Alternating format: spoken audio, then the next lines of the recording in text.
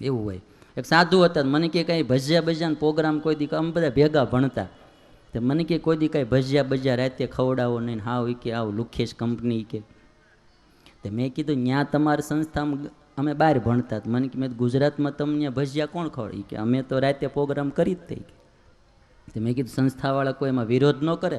એ કે વિરોધ કરે ને પહેલાં ખવડાવી દઈ, કે વિરોધ કરે ને પહેલાં સખાડી દઈ, કે એટલે પછી કે કોઈ નામ ન લે. એટલે આમાં અમુક અમુક યુવાની એવું હોય એમ કે સ્વામીને થોડુંક સખાડી દીધું હોય, પછી આપણે વાંધો નહીં જવું હોય ને તો. પણ મહારાજનો વિવેક બહુ સારો છે. સારા માણસો હોય, વડીલો હોય, એને જરાક પૂછીને કામ કરવું, એમાં બહુ મજા આવશે. ભગવાનને પૂછવું પડે એવું નથી, છતાંય પૂછે છે. હા, વડીલોને પૂછીને કામ કરવું. મહારાજને જેમ રામદાસભાઈ હતા ને એમ મારે બાલ સ્વામી છે. હા, જેવા રામદાસભાઈ એવા અમારા બાલ સ્વામી છે. એટલે આપણે કાંઈ પણ કામ હોય એટલે બાલ સ્વામીને પૂછીએ. હા, મારે કથા કરવાય કે જવાનું હોય ને મને કોઈ ફોન કરે ને કે તમારી કથા રાખવાની ભાગવતની, તોય હું કહું હું પેલા પૂછી લઉં સંતોને, પછી કહીશ તમને. હા, કે બહાર ગામ જવાનું હોય, પધરામણીએ જવાનું હોય તો આપણે પેલા બાલ સ્વામીને જાણ કરી કે ભાઈ આ રીતનું છે, કેમ કરશું એમ. વડીલો એકાદા બે રાખવા જોઈએ, માથે એક બે સંતો હોય, એકાદ બે હરિભક્તો હોય, એને પૂછીને કામ કરીએ તો અટવાવાનું ન થાય. એટલે મહારાજે આ વિવેક શીખવાડ્યો. હાવ છૂટા નાંગળ ન નાખવા.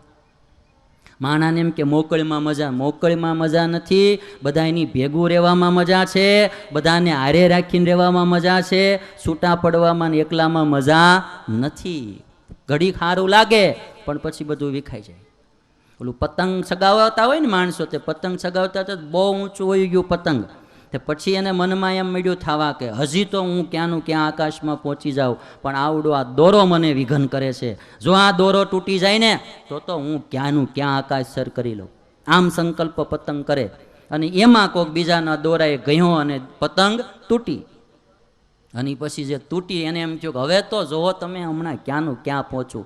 તૂટે એટલે ઘડીક તો ઊંચું ચડે, પણ એ ઘડીક ઊંચું ચડ્યું પછી તો પૂંછડાવાળું પતંગ પાછો. હા, પૂંછડાવાળું. પેલા ગામડાઓમાં કાંઈ ત્યાર પતંગ મળતા નહીં, પૂંછડાવાળા કરી કરીને જગા ન કરાય સગાવ્યા.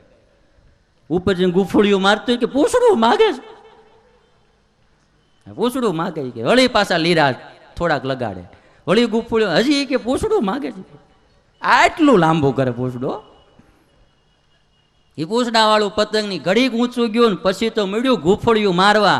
મારતું મારતું ધીરે ધીરે મળ્યું હેઠું આવવા, અને એમાં એક ઉકડો હળગતો હતો. જૈન પડ્યું ઉકડામાં, અચ્યુતમ કેશવ મારી હામ હું જોઉં છું ગયું. લ્યો, મોકલની મજા આવી છે. આપણને એમ લાગે કે મોકળું રહેવામાં, એકલું રહેવામાં, કોઈ માથે ન હોય, કોઈ આરે ન હોય, મજા. પણ એ મજા પતંગના જેવી છે. ઘડીક ઉપર ચડશું પણ વળી પાછા ઉકડામાં જઈને પડશું, બધું ખતમ થઈ જાય. એના કરતાં અમુક દોર હોવા જોઈએ હાથમાં કોકના. હાવ દોર વિનાનું જીવનમાં ન થવું. તમને લાગશે કે મને મજા આવશે, પણ એમાં નુકસાન છે.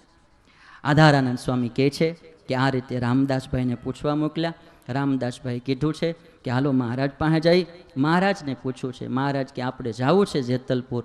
એટલે પછી બે જણ આને પૂછે ને આને પૂછે, મજા આની જ છે, આમ બીજું કાંઈ છે નહીં. તમે તમારી પત્નીને આમ ઢેફલું હોય મોહનઠાનું, લ્યો લ્યો આજ તો તમે મારા હાથનું ખાઓ, એમ કરીને તમે એને ખવડાવો. એ ન તો પછી તમારે એક મારા હાથનું લેવું પડે, એ તમને ખવડાવે. મજા મજા લ્યો, બાંધીને બેહો તો બે મોઢા આમ આમ કરીને ખાઈ લે. આમાં બેઠા હોય ને તો આમ આમ ઢેફલું લેતી વખતે પછી આમ કરીને આમ ખાઈએ કાપે. એમાં મજા શું આવે? આપણે એને ખવડાવીએ, આપણને ખવડાવે, મજા. જીવન જીવવાની થિયરી આટલી જ છે. મહારાજ રામદાસભાઈને પૂછે, રામદાસભાઈ મહારાજને પૂછે. એને પૂછ્યું છે, બે મંજૂરી દીધી છે. અને ત્યારે રામદાસભાઈને મહારાજે જેતલપુર જવાનું નક્કી કર્યું. મુક્તાનંદ સ્વામી કહે છે કે હે દાદા ખાચર, ભગવાન સ્વામિનારાયણ હવે ગામડી ગામથી જેતલપુર જવા માટે નીકળ્યા છે.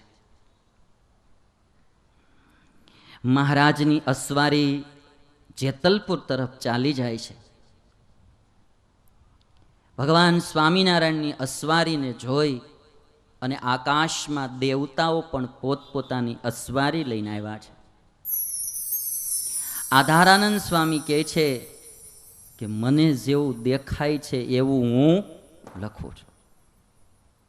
મને જેવું ભગવાન યાદ દેવડાવે છે, મને જેવું દેખાય છે એવું લખું છું.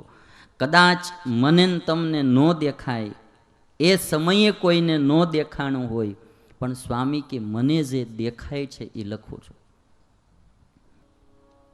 ભગવાનમાં ને જીવમાં એટલો ફરક છે. જીવમાં દૈવત ન હોય તોય દેખાડવાના પ્રયત્ન કરે, અને ભગવાનમાં જે કાંઈ પ્રતાપ હોય ઢાંકવાનો પ્રયત્ન કરે. આપણે આપણામાં જે કાંઈ શક્તિ, કાંઈ આપણામાં પ્રૌઢતા કે આપણામાં જે કાંઈ પ્રતાપ ન હોય દેખાડવાનો પ્રયત્ન કરીએ ને, તોય તે આપણું જે કાંઈ ખાલીપણ હોય ને દેખાઈ જાય. એમ સ્વામિનારાયણ ભગવાન પ્રતાપી હતા, એનો પ્રતાપ ઢાંકવા મહેનત કરતા હતા, પણ છતાંય ક્યારેક ક્યારેક પ્રતાપ દેખાઈ જતો હતો. એને દેખાડવો નહોતો, પણ છતાંય દેખાઈ જતો હતો. એટલે આધારાનંદ સ્વામી લખે, હરિકો આશ્ચર્ય નહીં યહ બાતા.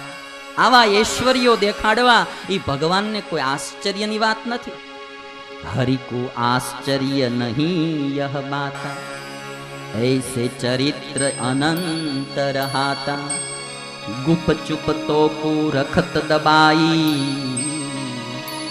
भूल में कबू आत देखाई. મહારાજ પોતાના પ્રતાપને ઢાંકી રાખતા હતા, પણ છતાંય ક્યારેક ક્યારેક દેખાઈ જતા.